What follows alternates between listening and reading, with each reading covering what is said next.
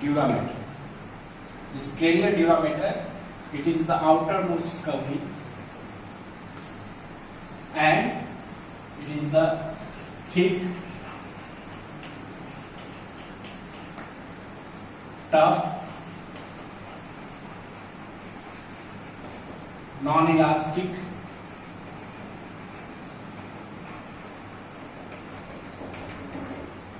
vascular, fibrous membrane.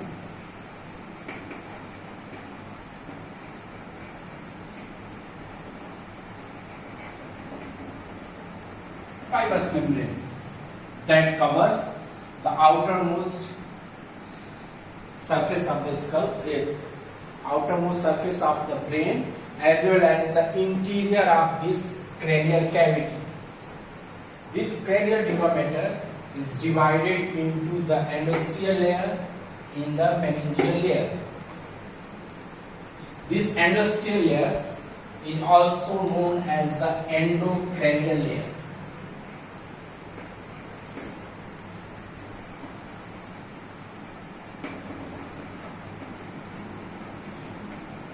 It is the endocranial layer. This endosteal layer, basically it is the periosteum layer. It is the periosteum.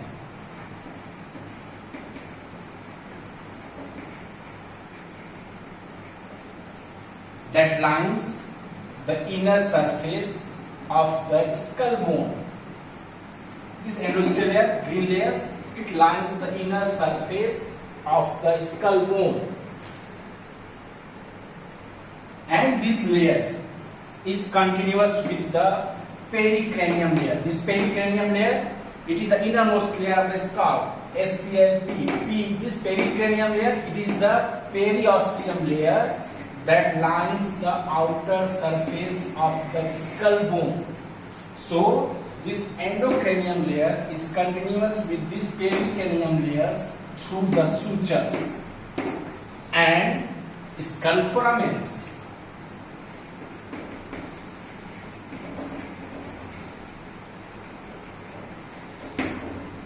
This endocranial layer continues with the pericranial layer. Now, what are the characteristic features of this endocranial layer?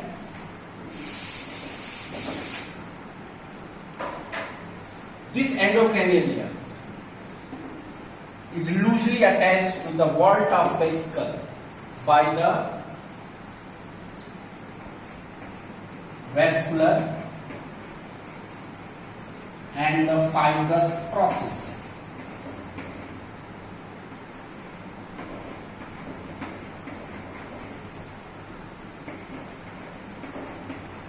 These two processes loosely connect. This layer, which is the skull bone, out of which this vascular process is important because it is the chief source of blood supply to these cranial bones, skull bones. It is supplied by this vascular process, and the forceful separation of this endocranial layer from the skull bones, when the bones is separated from this endosteal layer, this leads to the epidural hematoma.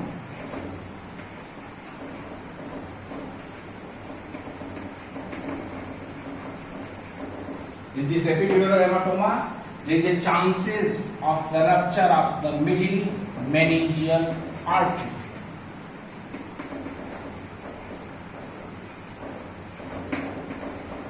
Middle meningeal artery ruptures and blood clot is collected between this layer, endosteal layer, and the bones. That is the epidural hematoma. Now another features.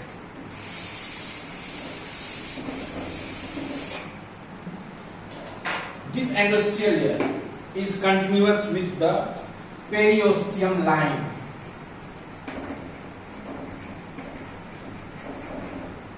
Periosteum layer of orbit through superior orbital fissure.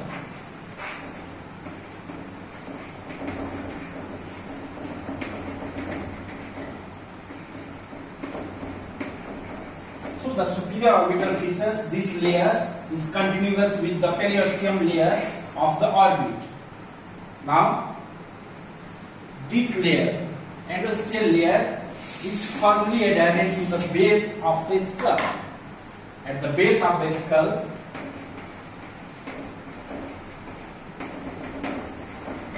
this layer is firmly adherent, cannot be easily stripped off.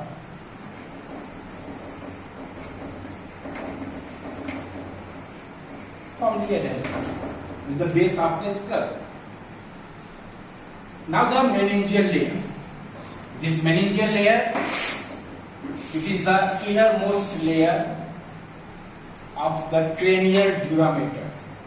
This meningeal layers lines the outer surface of brain.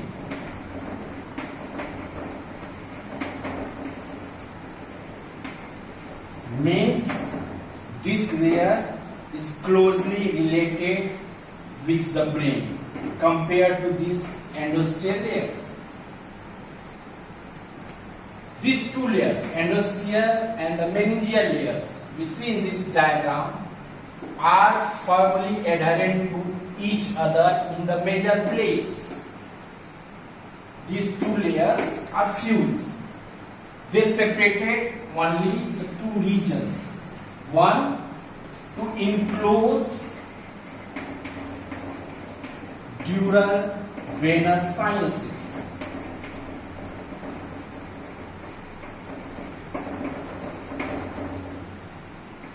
In this diagram, these are the dural venous sinus.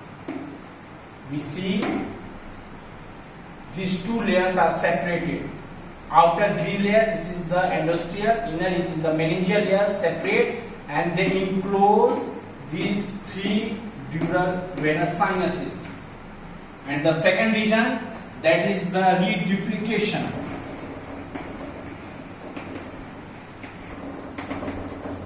Of this meningeal layer.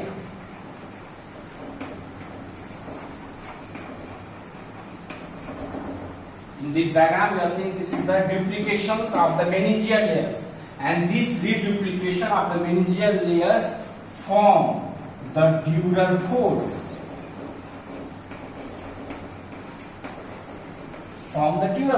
So, at these two regions, these both layers are separated from each other. Now, these meningeal layers, this meningeal layer provides seat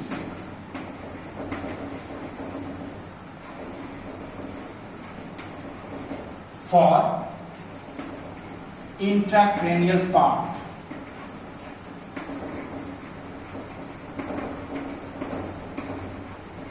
of cranial nerves.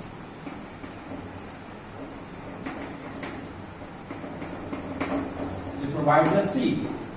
When these nerves comes out from this skull cavity, these teeth are fused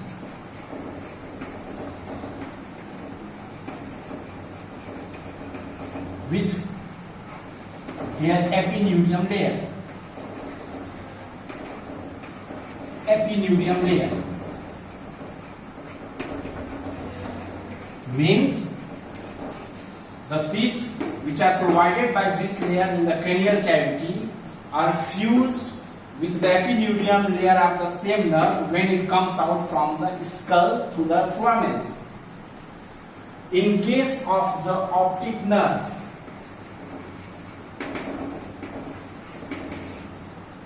this teeth is fused, merged with the sclera of the eyeball, fused with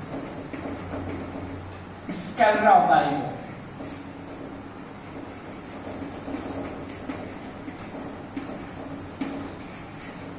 sclera by both. Now, this meningeal layer reduplicates itself. In this diagram, this purple color layer is the meningeal layer, green color layer is the endosteal layer, then white it represents the skull bone, and the outermost covering it is the pericranium layers. This opening represents the foramen magnum, and this meningeal layers comes out through this foramen magnum and becomes the spinal dura mater. So, it is the important difference between the cranial and the spinal dura mater is that the cranial dura mater has the two layers, endosteal and the meningeal layer, while the spinal dura mater has only one layer, that is the meningeal layer. This meningeal layer continuous with the spinal dura mater. Now, this meningeal layers folds itself to form the dural folds. Dural folds. We will discuss the dural folds in the next class. These dural folds are formed by the reduplication of the meningeal layer of the cranial dura mater. There is no role of the endosteal layers in the dural folds. These dural folds formed by it is the falx cerebri, then falx cerebelli,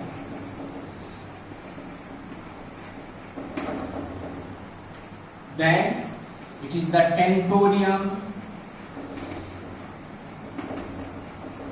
cerebelli, and it is the diaphragma celi.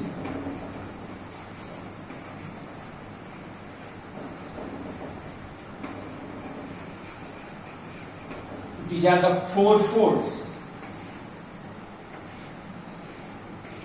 formed by the reduplication of these meningeal layers.